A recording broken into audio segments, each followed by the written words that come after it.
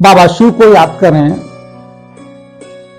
और बचपन से मैं सुनते चला आ रहा हूं, संस्कार संस्कार संस्कार। इस बच्चे को संस्कार माता पिता ने नहीं सिखाए हैं, इसका संस्कार अच्छा नहीं। संस्कार होता क्या है इस पर भी तो विचार करें। संस्कार की उत्पत्ति कहां से होती है उस पर विचार करें। माँ बाप को दोष पर दे रहे हैं कि माँ बाप के संस्कार नहीं, बच्चों को संस्कार नहीं दिए, बुजुर्गों ने संस्कार नहीं दिए। लेकिन संस्कार की उत्पत्ति कहां से होती? बुजुर्गों से, माता पिता से। संस्कार उत्पत्ति की जड़ में आज बताने जा रहा हूं और इस पर गंभीर विचार करके इस पर सोचें और अपने अपने घरों में लागू भी करें। देखिए, संस्कार हमारे जब हम जन्म होता है तो पिछले जन्म के हमारे संस्कार आते हैं। संस्कार यानी कि पिछले जन्मों के किए हुए कर्म।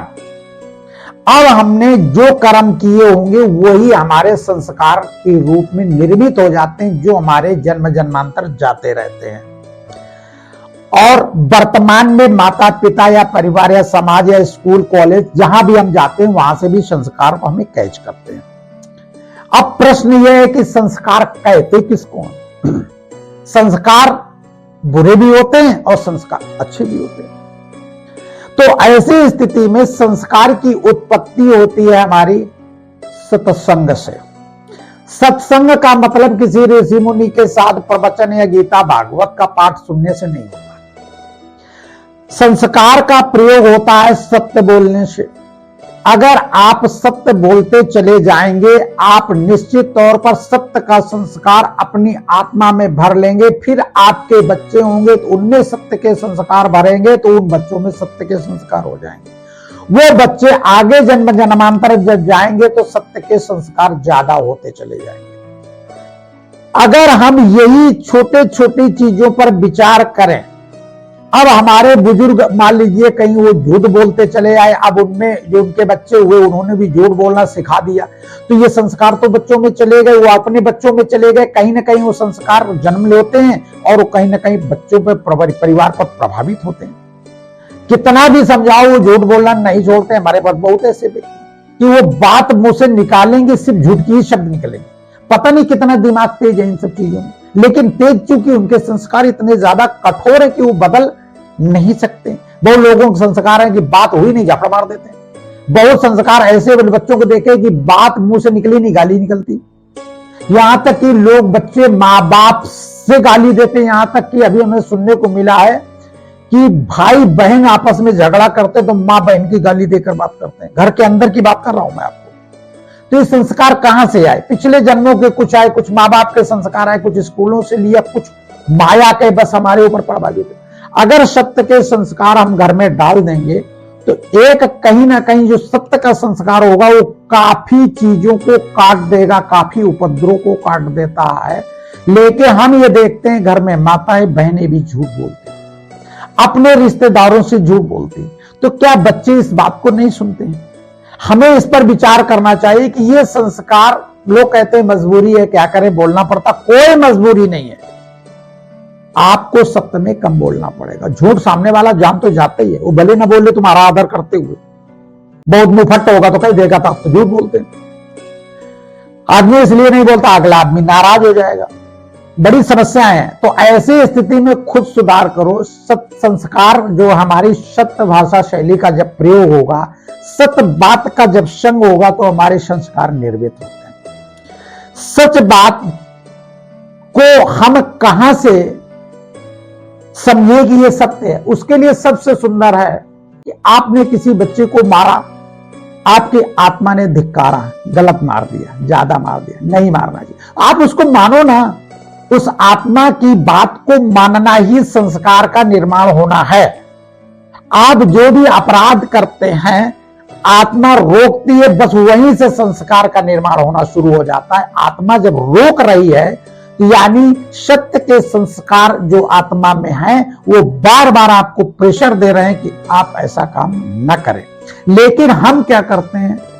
मन की भाषा शैली को समझते हैं और गलत संस्कार भर लेते हैं, गलत कर्म कर बैठते हैं। कोई भी कर्म अगर हम बार बार करते रहेंगे वो आदत में आता जाएगा। आदत ही हमारे संस्कार बनाते हैं। संस्कार यानी निर्मित कर्म जो आदतन हो जाते हैं उनको संस्कार कहते हैं। अगर सत्य का प्रयोग हम सदा करते रहते हैं तो मेरी अपनी अनुभव है कि 60 से 70% अपराध हम कम कर देंगे और सही संस्कार भरना स्वतः ही शुरू हो जाएंगे। सिर्फ सत्य का प्रयोग करना शुरू कर देंगे। हम क्या करते हैं? काम, क्रोध, लोभ, मोह, अहंकार से सने हुए शब्दों को प्रयोग करते हैं अपने स्वार्थ के। और जब प्रयोग करते हैं तो उसका वाइब्रेशन घरों में जाता है। जब घरों में जाता है बच्चे सुनते हैं, और जब झूठ बोलते हैं तो आदमी दिन रात फोन पर बात करते करते, आजकल तो स्थिति है कि आदमी किसी के पास पहले जाता था तब बात करता था, तब वो समय थोड़े समय के लिए मिला, थोड़े समय के लिए झूठ बोल दिया। अब यहां पर मोबाइल की ऐसी व्यवस्था हो कि वो फोन खुला नहीं कि झूठ शुरू नहीं। तो ऐसी स्थिति में संस्कार का निर्माण हमारी आत्मा से होता है। आत्मा जिन चीजों को रोके, समझ लीजिए वो अच्छे संस्कार बनाने के लिए आपको बार बार प्रेशर दे रही है, अपने दबाव में ले रही कि मेरी बात मानो, मेरी बात मानो, आपके अच्छे संस्कार बनेंगे। लेकिन हम उसकी बात नहीं सुनते हैं। संस्कार हमारी आत्मा के वास्तविक जो आदतें हैं, व्यवहार है, वही हमारे संस्कार हैं। उनको पालन करने की कोशिश करें। अगर आपकी अंतरात्मा में आत्मा की बात सुनने की ताकत नहीं है तो समझ लीजिए आप निर्बल और कमजोर आदमी हैं। आप में विल पावर की कमजोरी है। आप निश्चित तौर पर आज नहीं कल डिप्रेशन, हैरानी, परेशानी में जाएंगे, क्योंकि आत्मा इतनी निर्बल हो चुकी है जो अपनी बात को तुम्हें समझा नहीं पा रही। यानी आत्मा को तुमने इतना डैमेज कर रखा है कि उसमें विल पावर खत्म हो चुका है। तो आज नहीं कल भारी बीमारी का आप सामना करेंगे, क्योंकि आत्मा आपकी डाउनफॉल में है और मन आपके ऊपर चढ़ा बैठा है। यानी मन के आप गुलाम हो चुके हैं।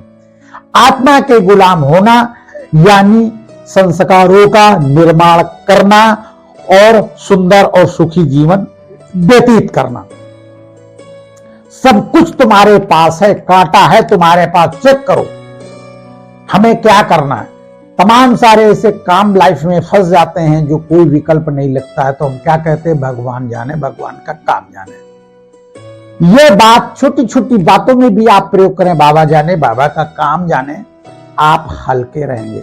जितना मन मस्तिष्क हल्का रहेगा, सुखी रहेगा, उपकार, परोपकार, धर्म, कर्म जितना आप करते रहेंगे, परमात्मा को याद जितना करते रहेंगे, प्रकृति को जितना नुकसान नहीं देंगे, आपका विल पावर बढ़ता चला जाएगा। और जितना विल पावर बढ़ता जाएगा उतने अच्छे संस्कार का उत्सर्जन आपका शुरू हो जाएगा। ये बात बिल्कुल ध्यान रखें। 100% आप अच्छे संस्कार अपनी आत्मा से बना सकते हैं। पिछले संस्कार जो आए हैं गलत ढंग के, उनको परिवर्तन कर सकते हैं। और अगर आप बहाना बता रहे हैं कि माँ बाप ने नहीं सिखाया, बाबा ने नहीं सिखाया, समाज ने सिखाया, तो समझ लीजिए आप खुद सीखना नहीं चाह रहे हैं, क्योंकि परमात्मा ने आपके अंदर एक बहुत बड़ा बटन दे रखा है कि गलत संस्कारों को ऑफ कर दें और अच्छे संस्कारों का स्विच ऑन कर दें।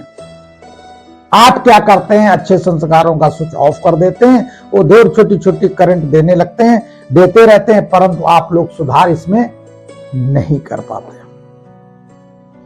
सारा दिन मैं देख रहा हूं कि चोरी करने वाले बच्चे जो भी होते हैं, और वो सारा दिन सोचते रहते हैं कहां से चोरी करना, कितना सामान बेचना, कितना नशे का सामान ले। आप सोचो उनके मन मस्तिष्क में विल पावर कितना डाउन होगा कि एक ही लक्ष्य उनका चोरी करना, चोरी करना, चोरी करना। आखिरकार इनका जब ये बच्चे का उम्र बड़ी हो जाएगी तो इनके संस्कार क्या होंगे? ये अपनी औरत को बेच देंगे, औरत का सामान को बेच देंगे, या उसकी साड़ियां बेच देंगे। हमने बहुत लोगों को देखा है कि उनको शराब पीने के साथ कोई भी चीज खाने की जो प्रयोग होता है, दाल मोट वगैरह, तो उसको लोगों के पास उसके तो पैसे नहीं है, शराब पीना तो बहुत जरूरी, तो लोग क्या करते हैं, जिनके घरों की पत्नियां कहीं किसी बंगलों में काम करती हैं, तो बेचारी उसी पैसे से मटर ले आएंगी बच्चों को जो है तो आलू मटर की सब्जी बना खिलाएंगी। तो लोग क्या करते हैं, सवेरे जल्दी उठ के मटर का एक मुट्ठी लेकर और सड़क पर लेकर मटर खाते रहते, शराब पीते रहते, यानी बच्चों के लिए जो लाई हुई मटर है सब्जी उसको भी वो लोग खा जाते हैं और शराब पी जाते हैं। आप सोचिए जितना संस्कार उनका विल पावर डाउन है कि अपने बच्चों के लिए चिड़िया तक अपने बच्चों को खिलाती है, और मनुष्य में इतना विल पावर डाउन है कि वो आधा किलो मटर मां लाई है उसको सवेरे मुट्ठी भर के ले आए और मटर खा के शराब पी रहे हैं, बच्चों के लिए सब्जी बनाने की सब्जी नहीं छोड़ रहे हैं। आप सोचिए विल पावर कितना डाउन है। हाँ, संस्कार इनके कैसे आएंगे? ये जिसको भी गुरु बनाएंगे गुरु को भी पागल कर देंगे, इतनी बुद्धि उनकी बलवान नहीं। इसी बातों पर विचार करें कि संस्कार हम किसी का दोष ना देकर हम सुधार कर सकते हैं, ये मेरे पास ताकत है। भाई लादेन था, लादेन मर गया, उसने लाखों लोगों को जान से मार दिया, उसका संस्कार था हत्या करना। अब क्या दोबारा जन्म जब होगा तो क्या वो हत्या ही करेगा? हाँ करेगा, लाखों को नहीं मारेगा। अगर उसने अपने आप को समझा लिया, संस्कार तो उसने हत्या के लिए आया, लेकिन अगर अपने आप को उसने समझा लिया तो पिछली बार लाखों को मारा था, अगली बार हजारों को मारेगा, 200-400 को मारेगा, 2-4 को मारेगा। अगर किसी सत्संगत में उसकी आत्मा पहुंच गई, हो सकता है वो किसी एक को भी न मारे। वो अपने संस्कार को परिवर्तित करने की सामर्थ्य अगर रखता है तो वो संस्कार बदल देगा। बड़े बड़े डाकुओं को देखा है, परमात्मा के भरोसे हो गए हैं, बिल्कुल छोड़ दिया है, मंदिरों में सन्यासी बन गए हैं, अपने विचारों को बदल दिया है। बाबा शिव को याद करें और सत्संग अपने आत्मा से करें। जब आपका विल पावर डाउन हो, अच्छी बात समझ में ना आने लगे, समझ लो आपको गुरु की आवश्यकता है। निश्चित तौर पर कुछ पवित्र आत्मा, कोई भी गुरु पूरी तरह पावन इस धरती में नहीं है, 50% भी पावन नहीं है। मैं भी पावन नहीं हूं, क्योंकि इसी संसार का कलयुगी दुनिया का अन्न खाकर इसी दुनिया में रहते हुए इतना बड़ा हुआ हूं, और ज्ञान की प्राप्ति हमें अभी कुछ हो पाई है, इसके पहले तो उसी माया जाल में फंसे थे।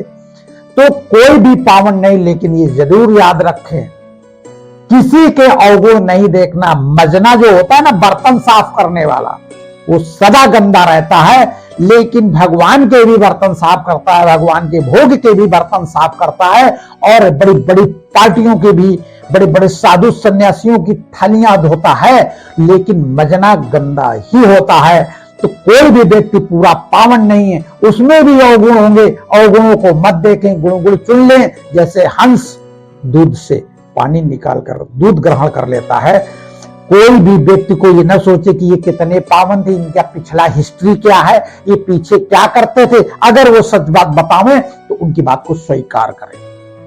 कोई भी पूरी तरह से पावन, आपको 50% भी पावन इस धरा पर आदमी नहीं मिलेगा जो गुरु करने। अरे 2-4% भी है तो तुमसे तो अच्छा ही है। तुम्हारा वोल्टेज अगर 15 है और किसी का वोल्टेज अगर 50 है तो तुमसे तो ज्यादा प्रकाश वो दे ही सकता है, यानी 16 भी है तब भी तुमसे ज्यादा प्रकाश है। लेकिन 14 के पीछे ना घूमो, जिसका 14 वोल्टेज है, ज्ञानी नहीं है, तुमसे भी कम है, तुम वहां जाओगे तो और नष्ट हो जाओगे। बाबा शिव को याद करें और सदा आनंदित रहें। बाबा शिव।